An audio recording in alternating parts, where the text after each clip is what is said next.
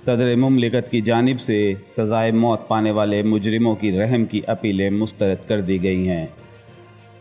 تفصیلات کے مطابق آئین کے تحت صدر مملکت کسی بھی عدالت، ٹرائیبیونل یا دیگر اتھارٹی کی طرف سے دی گئی سزاؤں کو معاف، معطل یا کم کرنے کا اختیار رکھتے ہیں، جس کی بنا پر ڈاکٹر عارف علوی سے سزائے موت پانے والے مجرموں نے رحم کی اپیلیں دائر کی تھیں۔ صدر مملکت نے آئین کے آرٹیکل 45 کے تحت سفاکانہ جرائم کے الزامات ثابت ہونے پر سزائے موت پانے والے 5 مجرموں کی اپیلیں مسترد کر دیں۔ محمد شعبان کو 3 سالہ بچی سے زیادتی اور قتل کرنے کے جرم میں سزائے موت سنائی گئی تھی، جبکہ محمد عمران نے گھریلو جھگڑے کے بعد اپنی بیوی اور 2 بیٹیوں کو ٹوکے سے قتل کیا تھا۔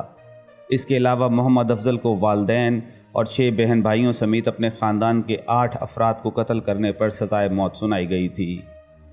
جبکہ محمد اکبر اور محمد اصغر نے 2 افراد کو معمولی جھگڑے کے بعد قتل کیا تھا۔